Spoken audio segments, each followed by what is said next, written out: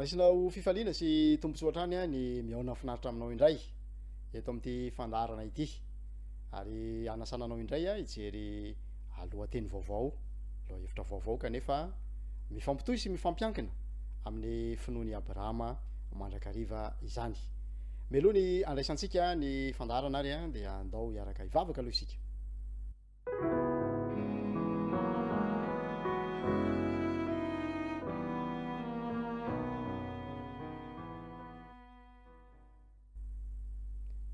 Andriamanitra arainay tsaro ho anao mandrakariva ny saotra, ny dera, ny laza sy ny voninahitra satria ianao rery no mendrika andray izany. Tianay hotononina ho anay tsiraray avy kosa, ho anisam-batan'olona ny fiadanam-po, ny fahalianana, ny fitahiana izay fantatray fa samy avy aminao. Tazomy izahay ampahirezo ary eo ka tsy ho very anjara amin'ireo fanomezan-tso rehetra izay tianao harotsaka eo amin'ny fiainanay. Andraisanay lesona ny teninao, hampiarinay ary hitondra vokatra eo amin'ny fiainanay zany ka hiverina aminao hatrany ny voninahitra mandrakizay. Tonononay amin'ny anaran'i Jesosy ny vavaka. Amen.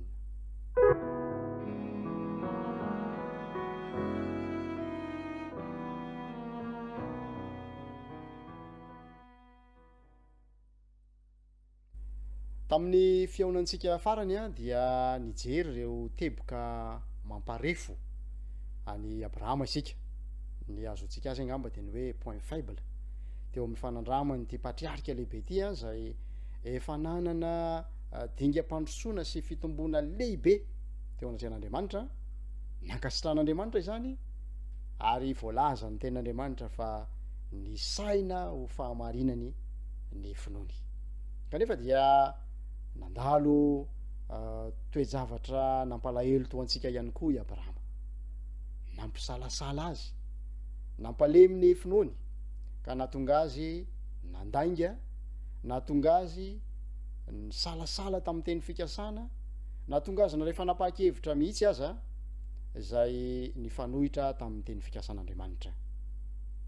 Na izany na tsy izany nefa dia naverimberina tamintsika teto fa lay Andriamanitra i Abrahama izay inoko fa lay Andriamanitra resahintsika, ivavahantsika sy inoantsika amin'izao fotoana izao dia Andriamanitra tsy miova, omaly sy anio ary ho mandrakizay. Andriamanitra izay mahatoky amin'ny teniny ka tsy miankina amintsika izay miovaova sy malemy no anorenany an'izany teny fikasana izany fa miorina amin'ny fahamarinany sy ny fitiavany tahaka an'izay nataony tamin'ny Abrahama ihany koa.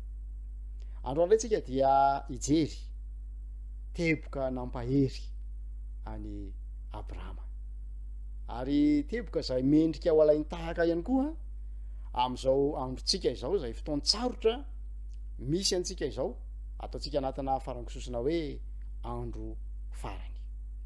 Ndao ho jerentsika ary ny fanandramany Abrahama, nahitantsika hoe malina kay ty Abrahama ity. Abrahama manana fahamalinana. Ao amin'ny Genesis 4:4 ka ny andinin'ny 7 no ndeha hovakitsika voalohany. Genesis 4:4 dia zao no voalaza eo amin'ny andinin'ny 7. Fa ampianianiko amin'i Jehovah Andriamanitry ny lanitra sy ny tany ianao, fa tsy hakavado ny zanako avy amin'ny zanakavavan'ny Kananita izay iraisako monina ianao. Abrahama eto rehefa ny somary nandroso ny taona dia niteny tamin'ny lehibean'ny mpanompony izy mba hakavady ho any Isaka zanany. Ka ny zavatra tiany Abrahama ho azo antoka dia izao,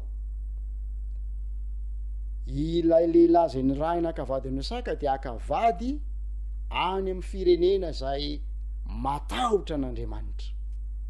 Lesona lehibe, fahamarinana lehibe ary tena fahamalinana izao nataony Abrahama izao ka nasehony tamin'ity Genesis 4:4 ity. Abrahama mijery ny hoavy ny Isaka eo amin'ny resaka tokantrano, fahamarinany toerany fanambadiana. Inona no mahatonga an'izany? Rehefa iverenantsika ny Genesis 4:12 rehefa nahazo ny teny fikasana i Abrahama de zao ny voalaza Genesis 4:7 ary ita zay manisy soanao ao fa hanozona zay manozona anao ary aminao no hitahinan'ny firenenatra ambonin'ny tany aminao zany hoe ny fitohizan'ny taranaka avy amin'ny Abrahama avy amin'ny taranakao no anorenan'Andriamanitra lay teny fikasana noho izany zava-dehibe amin'ny Abrahama zany hoe hanahoana ny ho taranany. Mahafinaritra ny toromarika zay omen'ny Baiboly rehefa mamaky ny bokin'ny Deutéronome isika hoe soraty eo amin'ny tolanam-baravarany tranonao mba ho hitany zay mivoaka sy zay miditra ilay fitsipik'Andriamanitra tia no fitsipim-piainany ny vahoakany mba ho fitehirizana io teny fikasana io. Ozy Abrahama mantsy mpanompony hoe aza maka vady ho an'ny zanako any amin'ny firenen'ny Kananita satria fantany tsara fa firenena mpanompo sampy ireo ary ny firaisana amin'ireo Kananita ireo dia na tiana na tsy tiana na oela na oaingana dia havoaroiroy ny taranak'i Abrahama amin'ny fanompo-tsampy. Ozy ny teny malagasy hoe ny ela maharay roa na dia mieritreritra sika fa mijoro mitazona ny finoana ny fifangaroana am'ilay izao tontolo zao ataoko farankisosona sy ny fomba mampanaony sy ny kolotsainy sy ny fivavahany dia na oela na oaingana dia amatotra antsika ary hitarika antsika amin'ny fitotonganana ho amin'izany toe-javatra izany. Hitantsika ny fanandraman'ny Samsona lay mpanafaka lay mpitsara teo amin'ny vahoakan'Andriamanitra fanandramana zay nampalahelo satria rehefa nanolo-tsaina azy tahaka an'izao nataony Abrahama zao tamin'ny Samsona ny ray aman-dreniny zay nahazo toromarika manokana mo amin'ny fitaizana azy manao hoe nahoana moa ianao ry Samsona no andeha hakavady any amin'ny zanaky ny Filistina de ozy izy Samsona tamin'izay fotoana zay hoe izo ny tiako ozy izy tsy afaka nanoatra tamin'izany safidy zany Andriamanitra tahaka ny manombo vady ihany koa zay tsy afa nanoatra de fantatsika ny toy ny tantara fa tsy fahombiazana ary faharinganana no nanjoany Samsona ilay lehilahy mahery no soran'Andriamanitra ho mpanafaka ny vahoakany. Lesona lehibe zany zay teboka anankiray ngeza be teo amin'ny fahamalinana zay napetraky Abrahama de ny hoe taranaka no manahoana no ho avelany rehefa nandroso taona izy ka andeha ho any amin'ny fahafatesana anahoana ny ho avy ny Isaka izay manana didy mavesatra ao anatin'ilay fifanekena satria hipoiran'ilay taranaka zay hitondra famonjena sy fitahina ho an'izao tontolo izao. Ao amin'ny Genesis 5:20 ny andininy 9 de misy toe-javatra anankiray ihany koa ahitantsika n'izany fahamalinana teo amin'ny Abrahama izany. Genesis 5:20 ka ny andininy 9 de zao ny voalaza fa ny zanak'ireo vaditson-drano ny hafa zay nananany Abrahama de samy notolorany avy ka nampandianiny de ny mbola velona izy hiala amin'ny sakazanany hiantsinanana ho any amin'ny tany atsinanana. Fantatry Abrahama tsara ny toe-javatra sarotra zay nahatafaroboka azy dia ny fananana zanaka hafa ivelan'ilay zanaky ny teny fikasana. Efa fanandramana ny ainany io tamin'ny fisiany Ismaela teo amin'ny tokantranony avy amin'ilay mpanompo vaviny Sarai Agara dia niteraka ny Ismaela de nisy disadisa teo amin'izy roa vavy niteraka tsy fiadanam-po tao amin'ny Abrahama izany ary Abrahama azy efa karazany namoy fo mihitsy manao hoe manina moa raha io Ismaela io Andriamanitra no amin'ny rano ao fotsiny lay teny fikasana io nefa mitovy amin'ny hoe zanaka isy Sarai ihany zany ny sosokevitry Abrahama fa ozy izy Andriamanitra amin'ny fanambarany ny Genesis toko fa 13 amin'ny toko fa 14 tsia fa avy amin'ny Isaka ny hipoiran'ny taranaka zay hitondra n'ilay teny fikasana hanafaka izao tontolo zao hitondra fitahiana ao izao tontolo zao dia Jesosy Kristy izany. Dia nisoroany Abrahama zany eto lay olana ndao ataontsika hoe efa nanana fanandramana nanana fomba fijery mialoha zany Abrahama hoe manoloana ny toe-javatra mitranga amin'ny ady lova sy ny fandrotena tamin'izany fotoana izany eo amin'ilay firenena manodidina azy nanatsoaka lesona izy hoe ndao omena ny anjarany reto zanaky ny vaditsin-drano ireto de alefa mandery zareo mba ahatonga ny Isaka zany hitazona n'ilay teny fikasan'ny fandovana dia tsy ny fandovana ara-pananana ihany fa ny fandovana ilay tiany fikasana mihitsy mba ho voaro izany. Lesona lehibe ho antsika zany zay. Alamino ary toe-javatra zay mety hiteraka savorovoro sy korontana aoka ho sorohina mialoha zany, indrindrandrindra ho an'ny Abrahama zay efa tafahitsoka tamin'ny olana toy izao.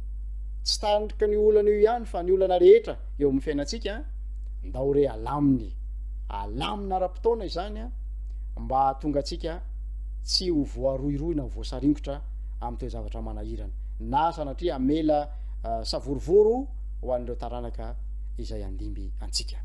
Lesona lehibe ihany koa izany.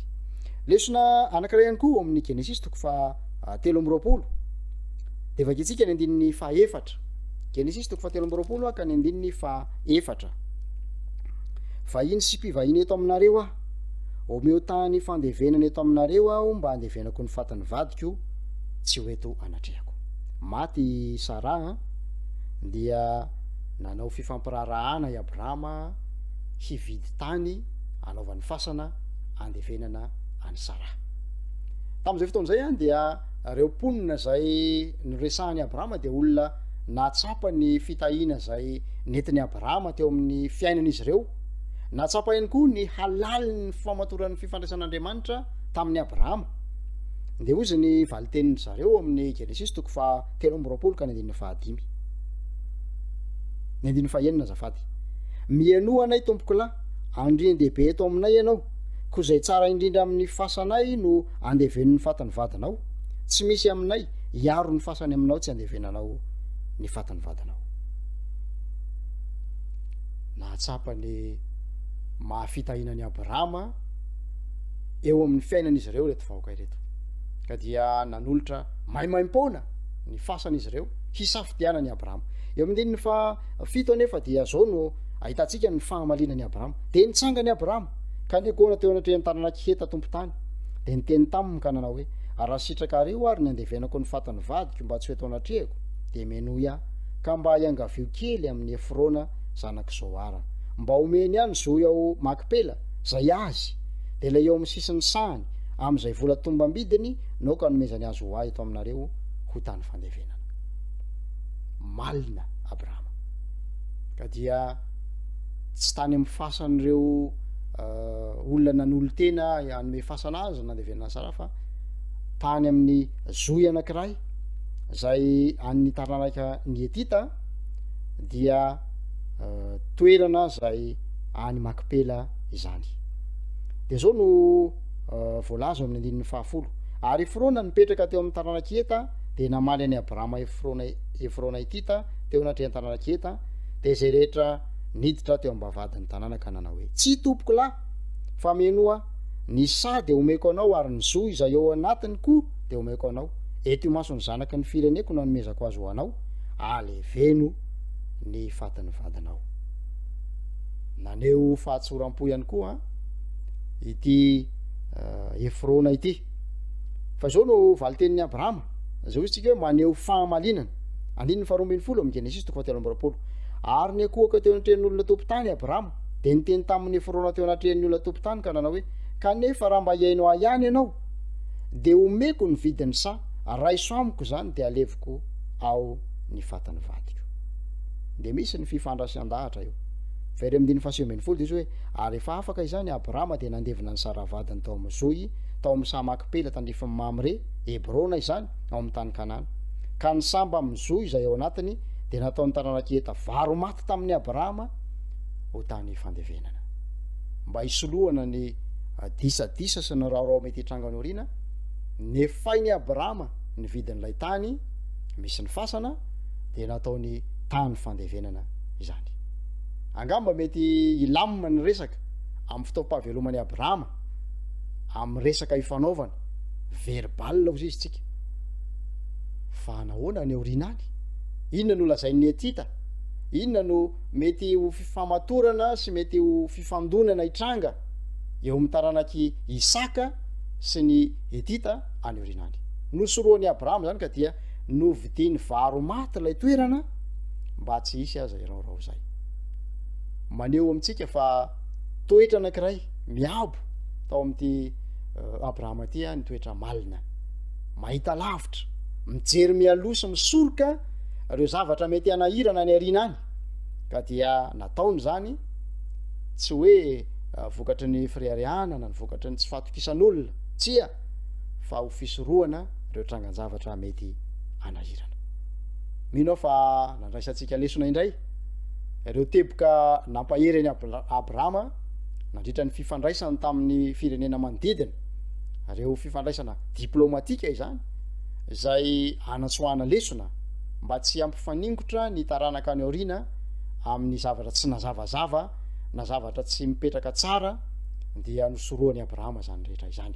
Hitany teniny ny tompo ametraka ao am-potsika ihany koa zany fahamalinana izany eo amin'ny fifandraisana ifanaovantsika amin'ny hafa, tsy amina fanambakana, tsy amina hafetsifetsena, fa amin'ny fahamalinana tanteraka ary amin'ny fahamarinana ihany koa mifanaraka indrindra amin'ny zavatra tokony orariny sy ara-dalàna.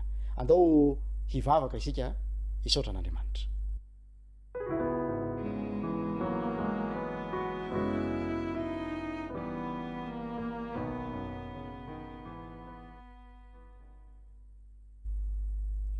Tompo tsaro misaotra noho ny afatra sarobidy nampitainao tamin'ny fiainana tsiraray avy, tamin'ny alalan'ny fanandramany Abrahama sy ny fahamalinany manoloana n'ireo fifanarahana isan-karazany nanodidina azy, manoloana ihany koa ny fitsimbinany ny fahamarinan'ny toerana ara-pivavahana ka ny fidianany vady matahotra an'Andriamanitra ho an'ny zanany lahy. Tompo, tsy toetsaina mpanavakavaka no nambolenao tao amin'ny Abrahama, fa toetsaina malina, toetsaina matoky anao, manaraka ny toromarika avy aminao, ary tianay raha afindra aminay tsiraray avy izay nanaraka ny fandarina teto ihany koa izany, ho fitsipim-piainanay, hanaovanay fanandramana miara-mandeha aminao, amin'ny fahatahorana anao sy ny fankatoavana anao, ka hitera-pokatsoa eo amin'ny fiainanay izany. Amin'ny anaran'i Jesosy no angatana ny vavaka. Amen.